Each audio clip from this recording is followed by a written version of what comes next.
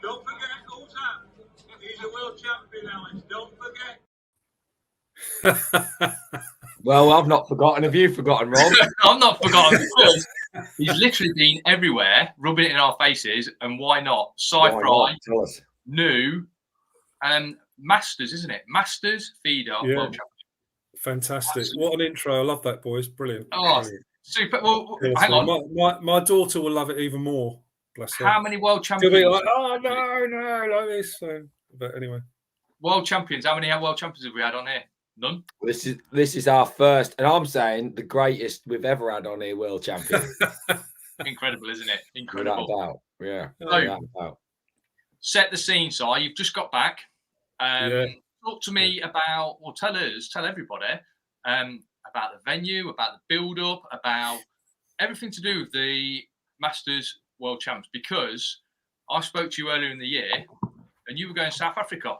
And we were, yeah. I mean, that was the plan. That was the grand plan originally. Was South Africa on the Nile Dam. I didn't even know the venue, but we started looking into that, back in the spring, I suppose, of last year. And it was, monster catfish, monster carp. You've got to use size 8 hooks. You've got to use 0.25 minimum line and all this kind of stuff. They were the fishery rules, the place we were going to. I was quite looking forward to it, really. But I want to go there. I want to go there. That sounds great. But obviously, this is only the second year of the Masters feeder competition, bear in mind. So the first year was Merida in Spain, where I do believe you guys are now going next for your next World Champs now. We've heard a rumour, We've heard a rumour it could be there, Yeah, I've heard a rumour it's there. But last year there were 12 teams. There were 12 teams in ours. And I think for South Africa, it was too early in the whole kind of process and scheme of things for teams to commit to, because basically most of the teams are European teams, as you know. And for teams to commit to, what would have been a mammoth trip, the logistics of getting there, the cost of it, we're in this cost of living and all the rest of it. And I think in the end, there were probably only 4 or 5 teams that were prepared to go to South Africa. So FIPS decided fairly last minute to cancel it. But they put a caveat in that, anyone who wants to step in and try and resurrect the Masters event for this year could do so. And I think I've got a feeling that we, Nigel Barston put in for it, as far as I know. We did actually. The Angling Trust put in for it, Nigel. Yeah. Like to say, look, we will help out after the European Cup. Yeah. They basically said, look, we can do it. Mm. So, let's have it here. So I was actually hopeful that might happen. I think, well, we all would have loved that, obviously. Particularly after, obviously, I fished in the European Cup with the. I've got to get this right now with the European champ. There. Well done, champ. But it was a great event. But anyway, Italy was the venue that came forward. It was the Migliarino Channel. It's a canal it connects the Ostolato, which I believe again you guys are familiar with, to somewhere else that I'm not sure where it goes to. But anyway, it was the Migliarino Channel in the Ostolato area, and 40 meters wide. Species we were told were skimmers, catfish, carp. They're odd Carasio, but not many. That area seems a bit like if there's people that haven't been to that sort of area, it's almost like a Fenland and Drain area, isn't it? But on a massive scale. That's a really good way of describing it. Yeah. Waterways. Yeah, it's very featureless, very flat. I'd say that's a perfect way of describing it. The venue we fished probably looks something like the 40-foot channel, or it's steep banks, featureless, dead straight, but obviously with different fishing than we're used to. Well, skimmers not, but with things like the catfish, the Carasio. So we got some information before we went from Tommy and Darren both know some Italians. They got a lot of contacts, so we got some good information.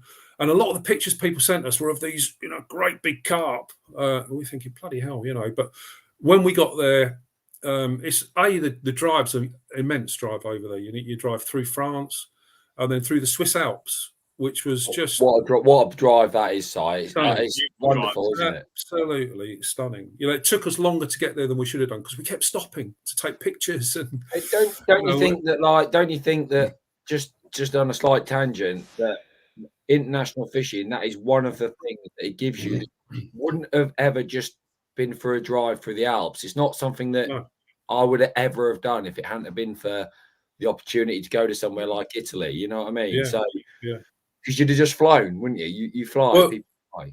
The thing is, Lee, that's an experience in itself. You know, like a life experience. Something I'll always remember, apart from the fishing and the event, is the drive through the Alps. You know, on the way there, we drove through there, and you know, the snow-capped mountains were, you know, stunning with pictures. There was greenery everywhere, with just the very tips of the mountains covered in snow. On the way back, it was just white. Everywhere was white. So they had loads and loads of snowfall. On the week we were fishing, they had an immense amount of snow there. So it was a completely different scenery coming back. So we got kind of double bubble, if you like. You know, we got to see all the greenery and everything on the way out. On the way back, we got to see all the kind of snowscape. So we lucked out there as well. So when we went to Italy, Lee, on the Ostolato, I was travelling with Adam Wakeling, and we went through a bit of the Alps on the way there. Obviously, we're just following the sat nav. But on the way back, the sat nav said, "No, that isn't the way. Just go straight. Keep going straight. Don't go through the Alps." I said to Eka, I said, "Do not care. It takes me another hour and a half, 2 hours on the journey. We're going back that way." And we went actually through a more picturesque way. It was absolutely beautiful. Blue water and the mountains, absolutely stunning. So like I say, it is that experience, isn't it? I think it is, I think that adds to it. Definitely, big part of the trip. You know, big part of the trip. Well, it's a 2-day drive apart from anything else. Yeah, so, you know, it is. So when you got there, is it like, did you have a day having a little look at the venue, or you know, what was the initial sort of thoughts from everybody when you got there? Yeah, we got there and had a walk up and down the venue. You know, had a bit of a fish. We went off the match length on Sunday, and had a good fish and learnt quite a bit. You know, because the official practice Monday, Tuesday, Wednesday, Thursday, 4 official days of practice, and then Friday and Saturday were the match days. And obviously, it's quite an intense sort of period, really. You know, like. Trying to get into the team for start. You know, we're all there as a squad. There's 10 of us, so you had 5 anglers that went. You know, five as sort of fishermen, if you like, and then a backroom management support staff of 5. So it was 10 of us all together. And I've stressed this over and over again, and you guys know, you know, more than I do. But every single person plays a part, and everyone's a vital kind of cog in the wheel of getting everything moving and going. I think this is a good time to say what an incredible thing I thought that was, Si, because you know, it takes a certain type of management and a certain type of people to be involved to want to have a group as big as that. You know, like when you're not fishing, some people might not want to be involved, but I just got the vibe from everything that I saw there that you guys were having a great time. You know, obviously some people want to fish and some people know that maybe they're not going to fish, but they're having a brilliant time. And that surely that massively helps when you're trying to do we had an immense time. I mean, as a group of 10 people, I couldn't wish to be with, you know, any other people there. We all got on so well. You know, you're just living and breathing it all together. I mean, you're talking about people. You got people like Rob Brennan there. He's not even old enough to be in the Masters, but he's there's Rob. You know, Rob ran Darren's section on day one. That's a fantastic picture. Who is that? Is that Mark Morris kissing that? That's Mark Morris. Yeah, Mark Morris. What a brilliant picture that is. Manager. And there's a story behind that picture. We'll talk about that, Carp, in a minute, because that was one of the best stories that I thought coming out of the World Champs. Yeah, it was an incredible story. Absolutely. The reason that you do it, you know, that's the reason it makes you feel alive, them sort of stories, you know, when you're fishing. So tell us a little bit about the week then. Tell us a little bit about how the practice went and how the venue changed. Because I did hear, this is our chance to big you up. We did hear that you were the man during the week. So if you were the man during the week, tell us a little bit about how that evolved. Because it's never straightforward, is it? You don't suss it out on Monday morning. No. The venue, I kind of just really clicked with it early on. And you try things, and everything I seemed to try was working for me. And we can go into a bit more detail about what they were, but I sort of felt really, really comfortable with the venue early on. And obviously, when you do the official practice,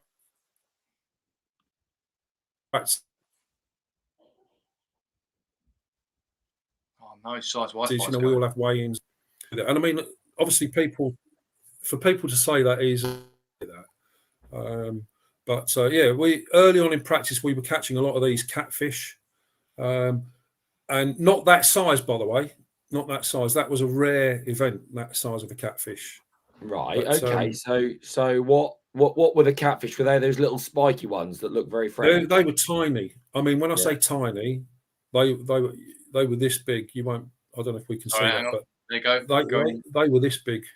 Oh, little pesky, horrible. They were, I would say, probably, I don't know, 30 to the pound, something like that. The little were you spiky targeting them, or were you trying to avoid them? The target was to avoid them. Right. On one of the first days of practice, I think I had 20 or 30 in as many chucks, and probably didn't put a pound in the net.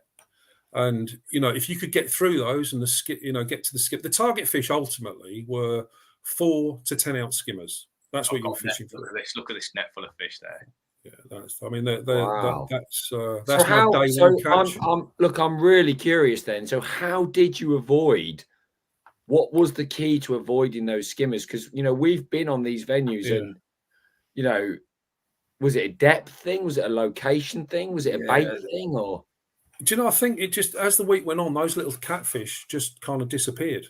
So I don't know if they just got caught on all the joker that was going in and kind of. We've seen this, Son. Generally got full up. Yeah, they get full up. They're so aggressive when they decide to feed. They literally fill themselves, and then they've got to take a few days to digest it. So they just sit and salt somewhere or run off the match length. Yeah. So we were never trying to avoid the skimmers, by the way. I mean, the skimmers were exactly what you were after, but there were a lot of bottle top skimmers. The ones when you swing them in, the wind blows them away, and you can't sort of, you can't you can't get the skimmers in. There were a lot of those, and I think that it was to try and avoid the tiny skimmers and fish for the better skimmers. And this is where the French, they ultimately won it. They didn't catch the tiny skimmers. I think they were fishing with bigger baits, waiting longer for bites. If you look at the fish count because obviously on the World Champs you get a fish count as well as the weights, and the French fish count on day one was actually quite low, one of the lowest I think, but their weights were the best, amongst the best. And the Hungarians, on the other hand, their fish count was the highest, but they were fishing single bloodworm with catching all these little bottle top skimmers, and I think one of them caught well over 100 for like 1 kilo, a kilo something. How much time? And it kind of, you were being you could be really, really busy, but not actually put a lot of weight in your net. Well, just to obviously put it across to everybody, rules wise, obviously cage feeders, window feeders, bullet feeders, those sort of feeders, minimum 50 centimeter hook lengths. Yeah. Are you fishing the minimum? Are you fishing a bit longer? What sort of feeders are you using? How's it working? What are you sort of thinking during the week? What was really noticeable during practice and from people running up and down the bank is that we were using much, much smaller feeders than everyone else. We were using kind of little, classic 3-hole, 20-gram cage feeders. We call that the Rob Wootton side. Yeah, we were doing a Rob Wootton, just plopping, going through the motions, plop, plop, plop, plop, plop, plop, little 20-gram, 3-hole, 2-hole cage feeders. Yeah. The Italians were using, what would be the equivalent of like 5-hole feeders, like, this big feeders as opposed to Rob Wootton feeders. Yeah. And it was noticeable that, but they were equally, there were people running around the bank trying to and they were trying to pinch our smaller feeders. Right. So I don't think a lot of teams, or some of the teams, didn't have small feeders with them. Definitely. It sounds like you were getting more consistent bites, though. If the other teams are sitting there catching an odd fish and you're catching nice sized fish and you're getting consistent bites. During practice, it was noted that we were doing well. We had a lot of teams come up and kind of looking at us and saying, "Oh, you guys do seem to be catching a lot of fish."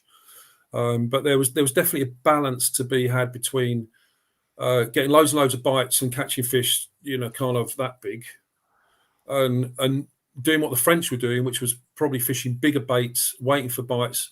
And, you know, like if you're waiting 5 minutes for a bite, but you come back with a 10-ounce skimmer, that's preferable to getting a bite of chuck and coming back with a little bottle top skimmer each time. So there's definitely balance to be had. So these bigger fish that we can see now, there's like the catfish, and then obviously there's some carp knocking around as well. Yeah. What was the secret to catching those? Because obviously you're saying that you're going to target skimmers as the main fish, but then I can see that you've got a net of carp that wouldn't look out of place at Boston. Yeah. That's right. What was the secret to catching those sort of fish then? The secret to catching those was we every other team seemed to be fishing sticky mag across. So all the fish seemed to patrol up and down the far bank. So I was going to ask, where were you fishing? Far bank? So the far back for the bonus fish line, for those big fish, which we're talking about now, it was right up against the far bank in the shallower water. And you're almost they're overhanging brambles and kind of, you know, bushes and all sorts of stuff. It looked featureless, but actually when you start chucking over there, there's bramble branches hanging in, and there's all kind of stuff like that there. But I think most teams were fishing sticky mag.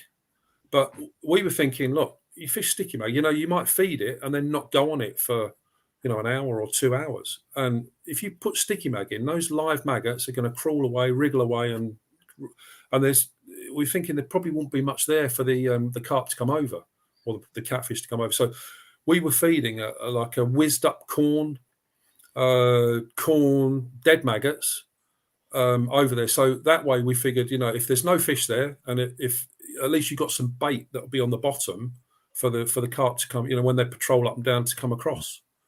And what this kind of goes back to fishing for the skimmers. You'd catch, say, 1, 2, 3, 4 skimmers quickly on your main skimmer lines. Then you'd wait a little bit longer for a bite, and you catch 5, and then you catch 6 maybe, and then tail off to 7 slowly, and then you couldn't get a bite. So you had to rest your line. And the original idea was that you'd rest one skimmer line by coming on another skimmer line so that you could rotate them and keep putting fish in the net. But as the week went on, the practice week went on, you couldn't. The skimmer lines, once you'd sort of fished them out, so you'd started short, gone to the middle, and then gone to your best line, which was the far line. When you wanted to rest that far line, your middle or shorter lines were sometimes dead. You know, you couldn't catch anything on them at all. So we were figuring, well, that big fish bonus line that we're thinking don't really want to go on it. You know, if you can avoid going on it, we'll do well because we're catching skimmers. That became our resting line. So you'd end up on that kind of the line at the bottom of the far shelf was the most productive line, and you'd be on that. The bites would tail off. You needed to rest it, and if you rested it for 10 minutes, 15 minutes, you could come back and get another run of 2 or 3 fish, and then you'd have to rest it again, come back, get another run of 2 or 3 fish, and so on. But what we did is use that big fish line as your resting line, and that had different advantages. One, you're putting some more feed on the big fish line. 2, you're resting your main skimmer line. So even if you didn't get a bite or an indication or anything, A, you fed it, your big fish across line, and B, you've rested your skimmer line to come back to. So it was kind of a no-lose situation by having, and the idea was we're going to have 2 5-minute chucks on your big fish line, which got some more feed out, gave you a 10-minute rest. If you had an indication or a line or anything, that would give you another 5-minute chuck. So if you had an indication liner, that 2 5-minute chuck might turn into a 3 5-minute chuck. So yeah, that was the kind of thing. I tell you what, I absolutely love that as a plan, because me and Rob both, in my mind's eye, fishing for skimmers at the bottom of the far shelf, you need everything to be absolutely amazing in order to win. But you're giving yourself a chance all the time. And it's obviously, you know, if 2 of you catch a carp, you're going to go for almost definite section winners. So you're still not going to bomb out, because you're not bombing out. You're actually giving yourself a better chance of catching skimmers. Yeah. And it's the way I like to approach my fishing. And I know Rob does as well, that always give yourself a chance, but without just sitting gung-ho on the far bank. No. I mean, it really wasn't a gung-ho line. But it became obvious that, you know, if we could have rested the skimmer line by coming on another skimmer line, that would have been done it. You know, in a team event, that would have been the way to go. But because those other skimmer lines became unreliable as the match went on, it's like, look, why don't we just have 2 5-minute chucks? You know, rest your skimmer line. When you came back to it, I mean, there's a couple of times when, you know, I came back to my main skimmer line after having had my 2 5-minute chucks. I had sort of 6 fish in 6 chucks. If I'd have stayed on that skimmer line, I'd never have caught those fish. And you know, as I said, in the kind of byproduct of that is that I've kept that big fish line alive and given myself a chance of a big fish. And I think people talk about fishing. It's a technical match, and it's a bit of a buzzword, isn't it? Technical match. Yeah. That's what we mean by. Yeah, I would say so. Yeah, technical process of going through the match, that you're trying to give yourself a chance, and you've got your line sorted out, and you've got a nick and odd fish here. Think about where you're going to make your next move, then your next move, and you've got to sort of think 2 or 3 moves ahead to get the most out of your peg. And I think sometimes we're really spoiled, especially in this country. We go to somewhere like Tamar or Boston or fish these venues, and it's literally chuck out, almost like a fish and chuck, isn't it? You can stick on just goes round, keeps going round all the time.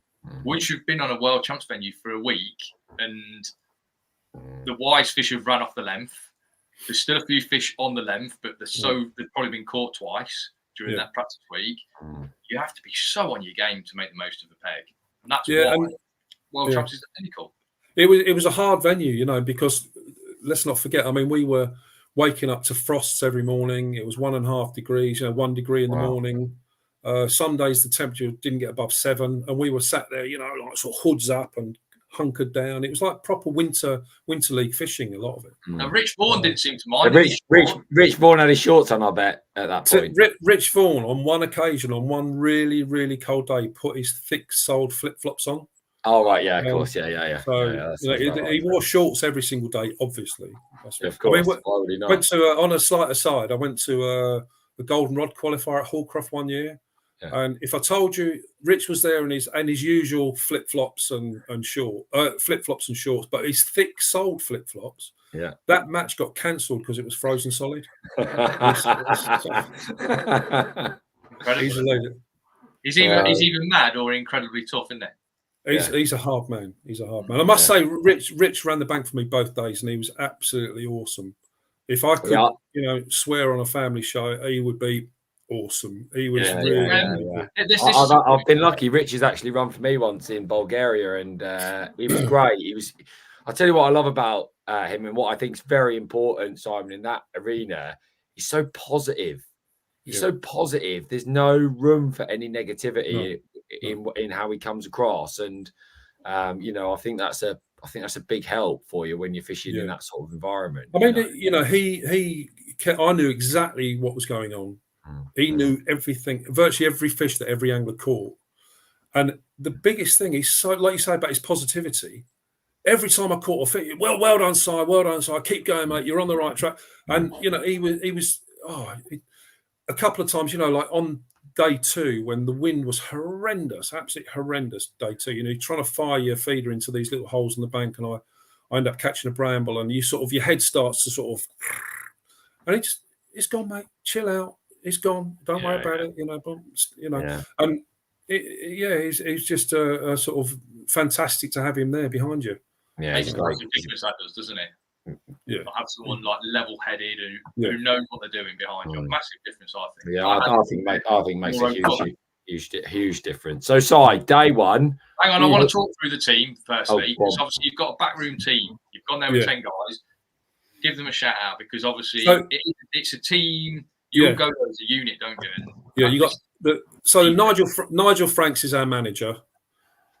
Organisation is unbelievable.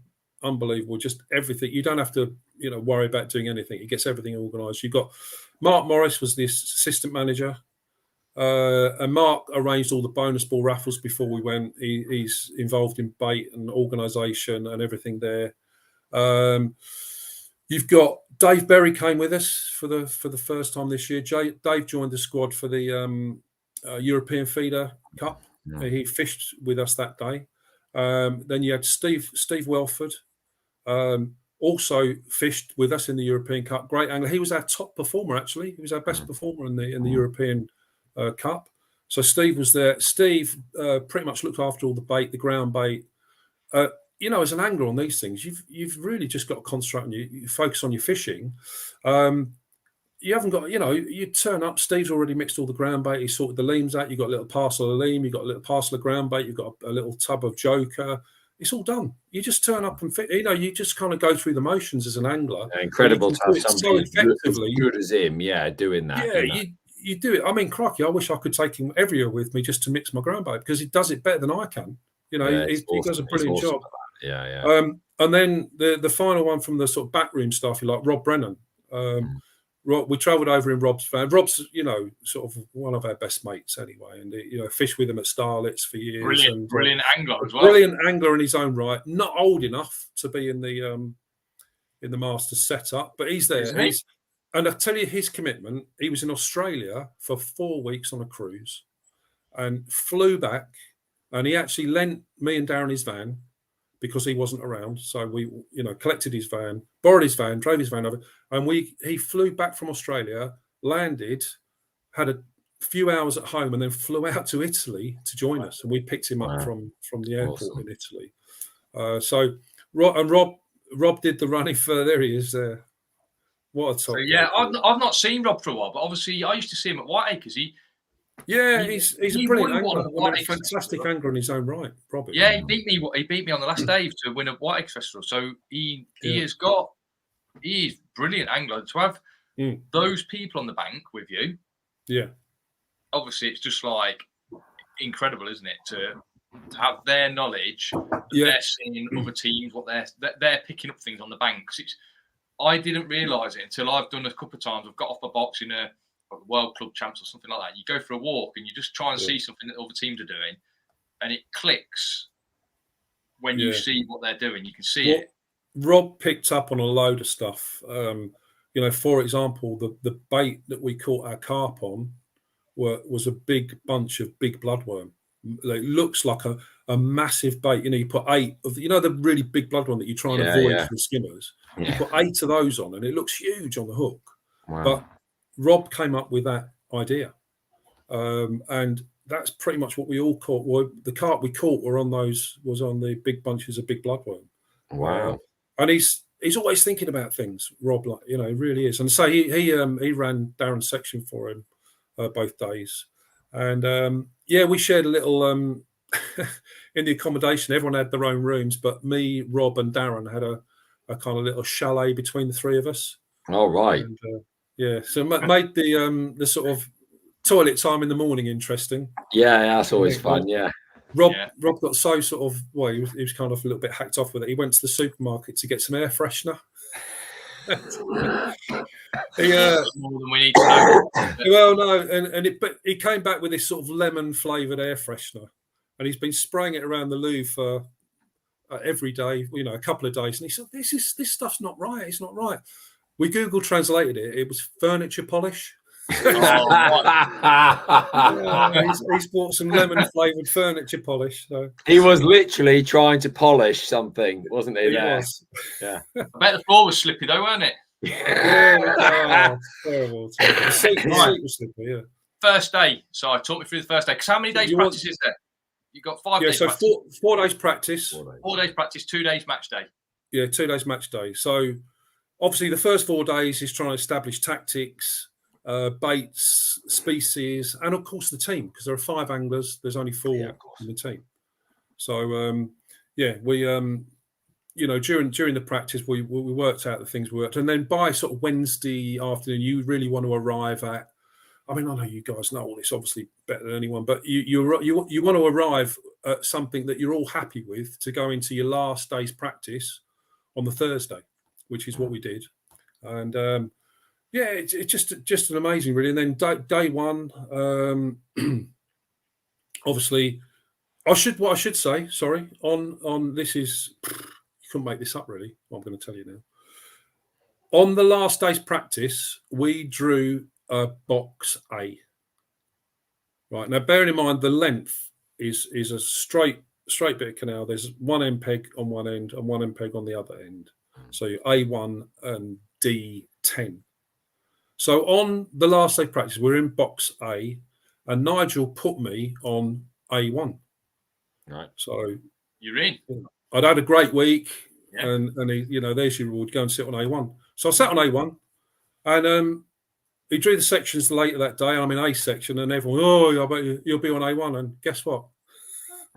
Were you on A1? I was on A1. So I love the A1. I fished A1 on the last day of practice. The very next day, on the first day of the World Champs, I sat on A1. You couldn't make brilliant. it. Sorry, there you go. But still had a job to do. Listen, absolutely. And it's funny, really. Sometimes they're not always what you think, because I've seen situations where, for example, like the little catfish, they could be gathered on A1 because or people, there's an expectation that comes with it, but actually 3 pegs down, there's a carp hole, so it's not guaranteed. So what did you take into that day then? Was it did you know it was a skimmer day, or was it a carp day? For me, no, there was no carp up that end, because it was the only part of the canal, probably A1 to 4, probably 1 to 4 were the only pegs where they'd sort of dug a channel, which is mud across. She had no cover. So there were no big fish really to fish for. So for me, it was an out and out, get your head down, fish for skimmers. And I didn't win the zone. I was second in the section. I think I was 200 gram. I had 4.2 something kilos, all skimmers. It was the picture you showed earlier. Then that fish was all skimmers. Nice That's so lovely this is your first day catch. I tell you what, Si, that is a wonderful World Champs days fishing. That is. Yeah. I had a really steady day's fishing. No dramas at all. I just had a steady day's fishing. I was always kind of, in the top 2 or 3, pretty much top 2. The German lad who was on A3 caught some big skimmers late on and overtook me. So I would have been probably winning that zone with half an hour to go. But, I had 4.2 kilos. He had 4.4. And, 2 points for the team on day one is kind of job done, really. And obviously after day one, I'm right in saying that you had 11 points as a team? Yeah. Well, there's a really interesting story to day one.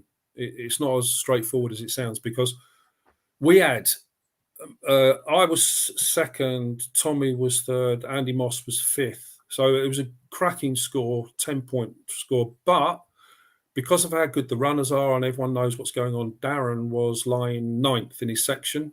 Here we go. This is it, isn't it? He was, yeah. Now, with half an hour to go, Rob Brennan, who's there with Darren, and Nigel Franks, and Darren obviously, decided that even if Darren caught another 2 or 3 big skimmers, he was only going to jump up to 8th, maybe. I've got the sun's coming in now, so sorry. Darren would have only jumped up to about 8th. So, and even then, there was no guarantee he'd even catch 3 big skimmers. So between them, they collectively made a decision, right, for half an hour, fish for carp. He's fed it, you got to fish for carp. Get out of jail. No one's caught a carp in that whole zone. No, there's no carp showing at all anywhere. So Darren's fished for carp for 25 minutes, and it's, you can imagine the kind of stress levels building, and that last 10 minutes is hell. Yeah, knowing that he's 9th in the section, knowing that he's put the possibility of getting 8th or 7th out by fishing for carp. If you want one person, you know what, Si, you sit there and you're watching the clock and you think, it's not going to happen. It's not going to happen. Yeah. I've let everyone down. Oh no, this is, and in the things that go through your mind. Yeah. Sitting there and it's just not gone for you. No. It's like, God, I don't know what to do. And you turn around to your bank runners and you're looking for support, and they're saying, "Listen, mate, you're doing everything right. You got to keep going." And the emotion inside you when you get into that point is terrible. It is terrible. So carry on. Basically, there's 5 minutes to go. You get is it hooter at 5 minutes? Yeah, hooter at 5 minutes. The old hooter for 5 minutes has gone. Daz's tip has gone off the rest, and he's hooked into. Now, bearing in mind, these carp we were catching were 2 to 6 pounds. Like 6 pound was a monster fish. They only counted for 3 kilos in the World Champs. They made that as a rule before the start. Wow. 3 kilos was the maximum you could have for a fish. Right. Because apparently there's some huge fish in there. Anyway, so Darren's gone off, and with he only wants bet if I told you that second in the section was 1.9 kilos, so that would have won the He's section. in a mega hard section, isn't he? Yeah. It's a mega hard section. You know, Darren would have had 500 grams. It would have been a 7, a 900, a 1.1, a 1.2, blah, blah, blah. Darren took this cart.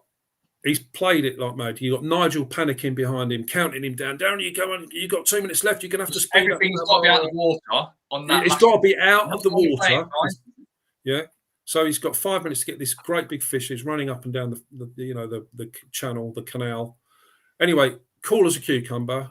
Dazzle has scooped it out with a minute to go, literally 1 minute to go, and he's got off his box, put this carp in his net, taken it, cut his rod down, taken his landing ahead of. Nigel said to him, "Dad, you still got a minute to fish." And he's like, That's and it. so he's actually started packing up before the end of the World Champs. So that's why Mark Morris is kissing that fish. Yeah.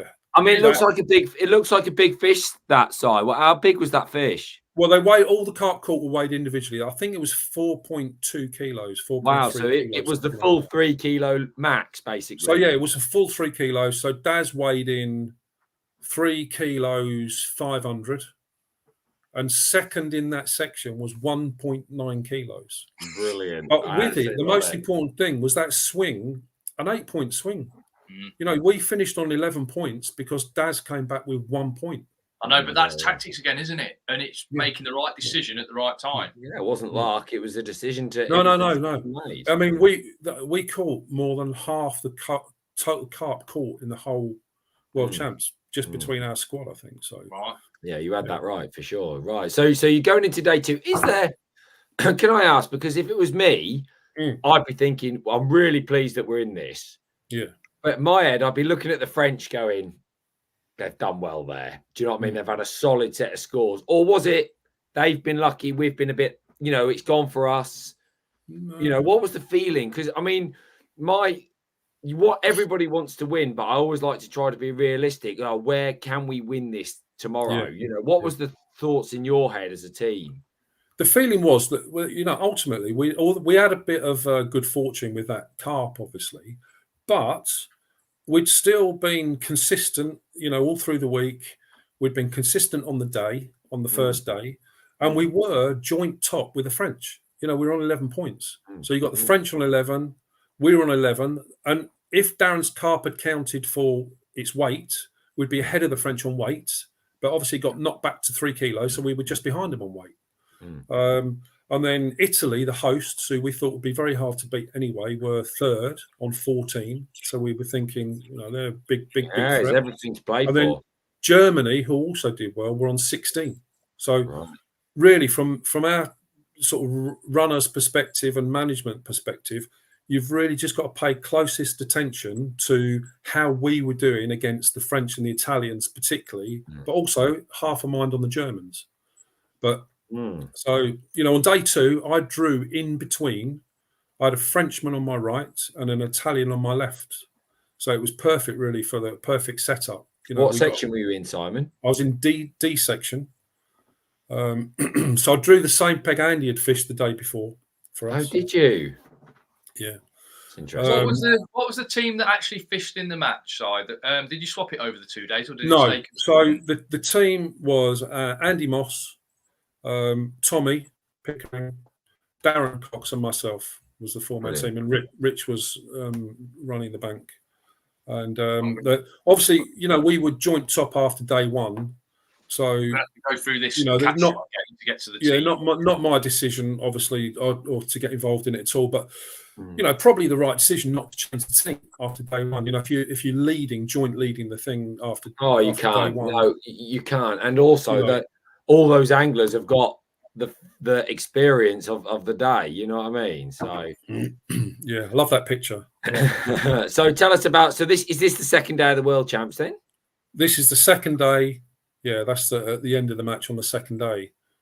Right. So talk us through the second day then. So is the plan skimmers? What's Andy Moss telling you about your peg? I mean, bearing in mind he's obviously fed it. How is good. Yeah. As well. The thing is, the conditions were completely. When I say completely, just the most amazing difference in conditions. So through the week, it'd been frosts, flat calm, mist coming up, freezing cold, using half-ounce glass tips, no tow.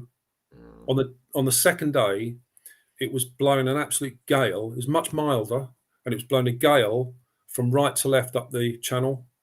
And when I say gale, I mean there were 2-foot waves rolling up the canal. And I reckon the gusts were 50 miles an hour. It was horrendous, like horrendous condition. Yeah, you might have been able to fish a top 2, I reckon. I think you'd have struggled to fish a top 4. So you're not seeing catfish bites then, are you? Really, really no. And we had to sort of think about changing like your rods in terms of setups, like for stronger carbon tips. You know, a half-ounce glass tip in that tow was like next to useless. But you know, for me again, I started off on our short line as we all had, and it was very, very slow for the whole section. And I ended up kind of going across much, much earlier than I wanted to onto that 28 meter line. Bottom of the far shelf was by far the most productive area, pretty much for all of us all week. But I went across there fairly early because of the wind and the tow and everything. We fished mainly window feeders on day 2 because the little plot like Roy cages were, you know, probably the cloud and bits and pieces you get coming off with that tow were going to be, it wasn't going to be right. And also, you know, fishing that window feeder, you could fish it more accurately, more effectively. Still small feeders, still little small feeders. Window feeders. Yeah, I mean, I actually used the little Preston, I think 30 gram. Yeah. Cast like a bullet. Yeah, they cast like a bullet. They're not the cage ones, the solid ones. Yeah.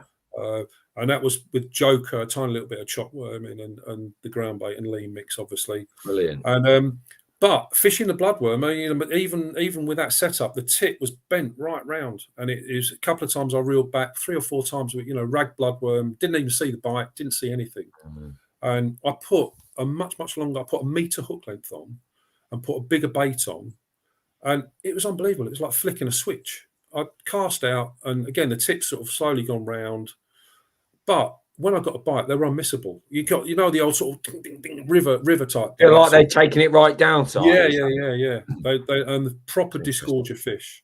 That's interesting. Whereas with a single bloodworm, it was, you know. So you're saying a bigger bait? What are we saying? Like 3 or 4 bloodworm, or like a red worm? No, I put no. You couldn't fish a bloodworm at all then, because you were just getting any bloodworm baits were getting ragged, completely ragged without you seeing the bite. I was fishing a double red worm at that stage. But also fished like a big red maggot, double pinky, that kind of bait. And also we'd worked out that smaller hooks got you much more positive bites. So, you know, you are using tiny little hooks, even with like a big maggot, and they were just, the bites were much better. What are we saying? Tiny? What's tiny? 20 and even a 22 I was using down to. Again, was it to make sure they took it down side? Yeah, exactly that. Yeah, exactly that. We've seen that. We've seen a bit of that. Yeah. You'd fish an 18 or a 16 and you'd sort of miss a bite or bump a fish or get rag bait. You stuck a tiny hook on them. The 22s I was using were some that Garbolino do, these little ultra-fine red hooks. They're tiny. I mean, a 16 in one of those is probably like a 20 in most other. Yeah, it's traditional sizing, you know. Wow. So yeah, it was. Anyways, so an 08, something like that, hook length. Well, I was fishing 09 on the with the tiny little hooks, and then 010 on all my other rigs on the skimmer lines. So we're what are we now? An hour and a half in, and we've got a few skimmers, or where are we? Yeah, no. So we're an hour and a half. We're now sort of an hour and a half in, and I started to catch a few skimmers. So I probably had five or six in as many chucks, and then the same thing happens again. You know, it tails off a bit. You rest it. You come back on it, and after 3.5 hours, I probably had 2.5 kilos of skimmers. Right. Which is about, according to the runners, I was probably 3rd or 4th in the section. So the 2 MPEGs down the bottom, 9 and 10, were running away with it. They had like a lot more than anyone else, 9 and 10. And then Yvon, the Frenchman next to me on my right, and myself were kind of equal. They couldn't tell the difference between us. So that was 3rd or 4th. The Italian on my left was nowhere. He ended up coming last, actually, in the section. But then the big turning point was the wind that had been hacking up the canal, kind of, you know, going that way. It just completely turned and went off our backs. So literally just over, you know, sort of just whistling your ears over your back. And all of a sudden, that little bush on the far bank, there's no way I could have fed it in a million years with that wind. I tried to earlier on, and one went on it, one went 6 feet to the left, one went in it, and you kind of give it up as this is not going to happen today. And you're casting 50 centimetre hook lengths into a little, bramble hole in that wind. You couldn't do it. But all of a sudden, with the wind off my back, I'm thinking, this is now a lazy lob with a little 30-gram feeder. I can properly get into that little hole over there. So I put 5 bait-up feeders in with the chopped worm, dead maggots. Not chopped worm, chopped corn, dead maggots. Corn. No, I use the Nissa rockets. They're not like big bait, but like a 6-hole Nissa rocket. Yeah. Not a traditional sort of big bait-up feeder. Just because the accuracy of getting them in there is so important to hit that spot. And anyway, I was thinking, bloody hell, the wind's changed. I was then praying for it not to change back, because obviously having fed it, I thought, came back on the skimmers for 10 minutes, caught a couple, and I thought, oh God, let's give it a go now. It needs a rest. Give it a proper rest. So I put, bloodworm, 8 bloodworm on. Looks horrendous. This great big bit of bloodworm this big, and chucked it across. Perfectly landed right in the middle of where I fed all this stuff, right by this bush. I thought, if there's going to be one there, it's going to go. And before I could put the rod on the rest, it went. Wow. And in a world championship, talk us through that moment. What is that moment like, Si, when you hook a fish in that moment? Man, Lee, I can't tell you. It was just, it's exciting. It's nerve wracking. It was like unexpected, really. I mean, I was thinking I might get one, but you don't expect to, I literally cast out, and I was just admiring my cast. I was thinking, that's just absolutely mint. Can't believe that's gone in perfect, right in the right spot. And I was just admiring that, thinking, I'll put the rod down on the rest, but I couldn't get it on the rest. It had gone already. Wow. Anyway, I played this carp, and interestingly, the German who was about, I know it's, one of the lads to my right, it might have been German or the Irish guy, I can't remember. There's a big crab behind him because he'd hooked a carp on his skimmer line, and he was playing a carp on his skimmer line, and a massive crowd around him. And one of the crowd was Nigel, our manager, Nigel Franks, was watching this, was stood behind this carp. Anyway, in the meantime, I've hooked this carp, and I've sort of played it across the canal, pretty much like a bream, but it's heavy, and it's a carp. And then had a little sort of flurry under my rod tip, and I've netted it and pulled it out. No one's even noticed I've caught it. Wow. Because everyone's watching this guy down, like 5 X away, playing this carp on a skimmer gear. And so I got this carp. It was 3.6 kilos, so it was a big one. Another 3 kilos. Yeah. And as I was putting it into my net, Nigel's turned around and he's gone, Rail, have you just had a carp? Have you just had a carp? I go, did you not see it, Nigel? Did you not see me catch it? Bloody hell, he's gone, yeah. So anyway, so that was in there. Now that carp gave me license then. Let's have a go for another one. Yeah. So I fished on for about another 15 minutes without a sign. I thought I was just going to refeed it. So I fed it again. The wind's perfect off the lug holes, and fed it again. And the same thing happened virtually. I've put the rod down and it's been in for a minute, probably less than a minute. Gone again. I've got another one, another carp. Richard, the runner, said, when I landed that carp, bearing in mind I've now put 3 kilos in my net. Yeah. I'm beating the Frenchman to my right and the Italian, and he reckons now I'm tied with that first carp. I'm tied with 9 and 10. Pegs 9 and 10. We're miles ahead. When I say miles ahead, 3 kilos ahead. Which is a lot of skimmers. It's a lot of skimmers. Yeah, it's a lot of skimmers. But I've just banged a 3-pound carp in. I'm now tied. And then I've got another one, which was also over 3 kilos. So I've got that one in. And now there's like probably 50 minutes to go, something like that. And I'm now way ahead of everyone. I'm like 3 kilos ahead of even 9 and 10. You're only getting beaten by a carp now, aren't you? I'm only getting beaten by a carp. But now I've got proper, skimmer rods up the bank. And I just had the last 40 minutes, and I caught 2 more carp. Did wow. You really? So that this other shot then, so we've got the skimmers that I've got to, obviously everyone's got to indulge your first day skimmers. Yeah, day one. After this, is that the carp, or is it that other shot after the catfish? Are they the carp that you caught? No, that's my day one catch. Yeah. That's 4.2 kilos. So I probably had half as many skimmers as that on day 2. Yeah. and then that's the carp. That's the catch shot from. You can see three of the. Well, you can see four. You've got four carp there. Yeah. Yeah, those are my four carp. There's another catch shot somewhere with. So what did you end up weighing, Simon? What did you end up weighing? 12 and a half. That's just from practice, Rob. Yeah, and we've got to go through this one though to get to the money shot of the carp. Yeah. I can tolerate it. So it looks fantastic. Yeah. So, yeah, I'd 12 and a half kilos on that day. What was second? Tell me what was second. Second was 8 kilos. Wow. So it's quite good then, wasn't it? Yeah. So those are the four carp I caught in that last kind of hour and a half period. You needed 2 carp. Wouldn't have done you. You needed 3, didn't you? You needed the last one of the last ones then. Yeah. I mean, obviously, I've not really thought about it too much, to be honest with you, but yeah, it's kind of it all worked out okay. The whistle's gone. You've won the section, and news is filtering through that the teams got a medal, not got a medal. What's the news? Yeah, it's filtering through that the Italians have blown out. So the Italians last in my section, and they had another really poor result. So they've kind of gone. We knew the French had done really well. We weren't going to catch French. Fished another blind 11 points again. So 22 points the French ended up on, and deserving world champions. They've obviously got it smack bang right.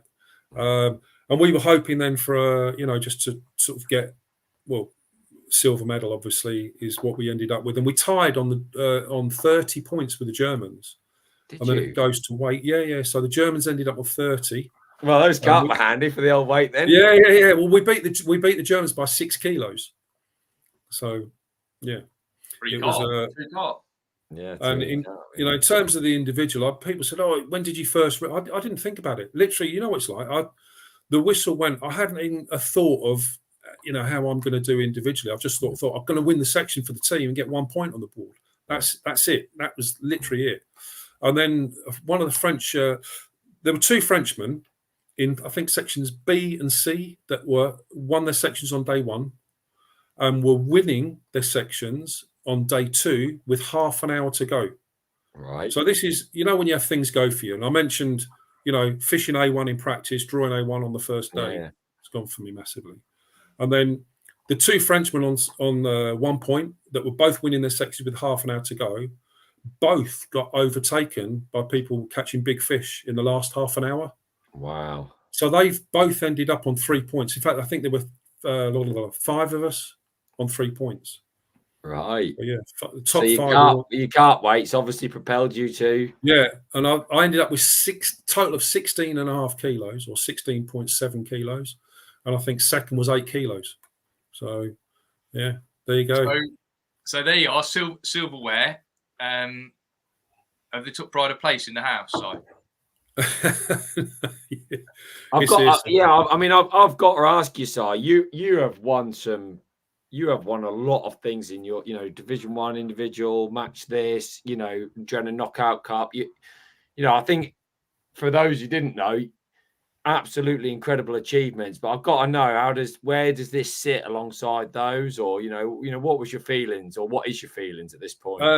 It's a no-brainer, Lee, for me. I mean, people when I won the match a couple of years ago, people said, "Oh, that's got to be the biggest thing you ever won." But for an angler of my age, there was no big money matches when I was growing up. It was all about the Division 1 National. That was the biggest thing. My whole growing up was about the Division 1 National. And I was lucky enough in 2005, I think it was, I fished with Starlets. We won it.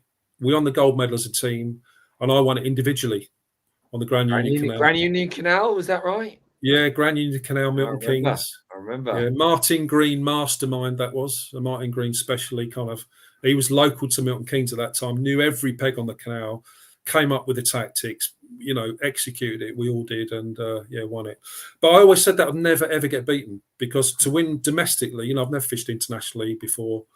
To win domestically, individual gold and with the team and individually, that always was better than the match this. Even though, don't get me wrong, the match this, the money, great. Rob, you've won it. It's because you do it with people, so that's the difference. Yeah, you do. You share it with a group of people that are, they're always your friends as well. You fish in these teams; they're great friends. They're people you can enjoy it with. You'll win together. Whereas these individual things are fantastic. The money's great and all the rest of it, but the feeling you get from winning a big team event, and then if you've got the individual thing for me is just a complete cherry on the top. The team silver medal this year was fantastic for the whole 10-man squad. All of us, we could celebrate together, have a few beers together, hug each other together. It was just immense. And the world champion, bloody hell, it doesn't sound real, but that's the cherry on the top. And there's no way I couldn't have celebrated that unless we had something as a team. But in answer to your question, this blows them all out the water, Lee. It blows them all out the water. Yeah. On the world stage, to be a world champion, I can't. Nobody can take that away from you, Simon, for the rest of your life. And for me, that tells me, you have achieved something incredible. And I know how I would feel, and I'm sure Rob's the same. So I am. You can't. It's really hard. Obviously, we text you, but it's so amazing to see somebody that you fish with achieve that. Like me and Rob were literally bouncing off the walls, as was anyone I spoke to. So as soon as the match finished, I was like, I think it's like 5, wasn't it? Yeah. I had a message come through from Rob. He said, "Is it true? Is it true?" And literally, you haven't got time to answer or do anything. Yeah. But I've seen it come through. Then the results came up. And then, literally 10 minutes later, he sent me one. It is true. It is true. Yeah, love it. Yeah. So, honestly, so great. You should be so proud of it. And I think you are. And I think that's also great, Simon, because some people, everybody should be proud of when they achieve something. But I feel like listening to you, you've lived it, you loved it, you realize that it's great. And to say that and to hear how much you think of it, it makes me really happy just hearing it. It's amazing. It's just the most incredible feeling. I mean, it was over a week ago, and I'm still bouncing around as if it were yesterday. I remember when it first started, so when we were first talking about it, and you were like, I get to go fishing in Europe, like traveling all over the place, because obviously you're traveling with Darren. I get to go fishing with my best mate and fish for England. Yeah. What an opportunity that is. Yeah. And then to do what you've done is like...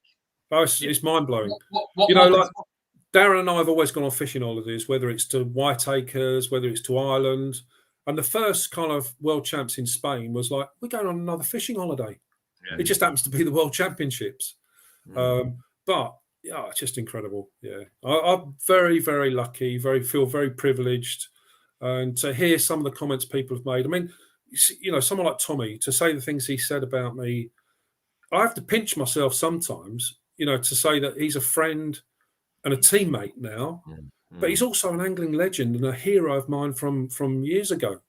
And I really do have to pinch myself to think, I can't believe I'm in this position. It's mind blowing. Well, so, we getting all emotional now. Yeah, listen, to say that, it sounds a bit cliche, but we are honestly so proud that you are a world champion in England, and that we get to fish with you and know you. And honestly, Simon, thanks for coming on today, because I hope everybody who's listened, just listening to you talk about it, I'm going to go and tie some hooks for Spain, because I'm so keen. I'm like, get me there, because that moment when you hook the carp, you have hooked thousands upon thousands upon thousands of carp. Yeah.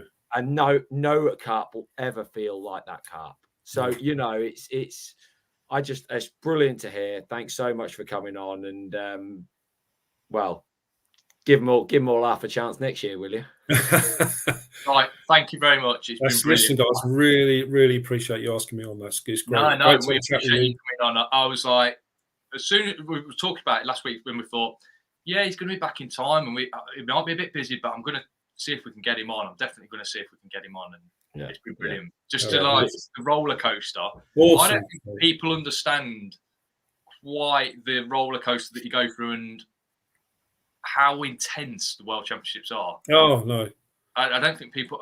It's good to get that across to people. So Yeah, that's the best thing. That's the best thing. Brilliant. Absolutely brilliant. Superb. Hopefully we'll do it again. Hopefully you'll win it next year and we can have you on again. Yeah. Brilliant. Hey, how good would that be? That'd be great. Tell us about your team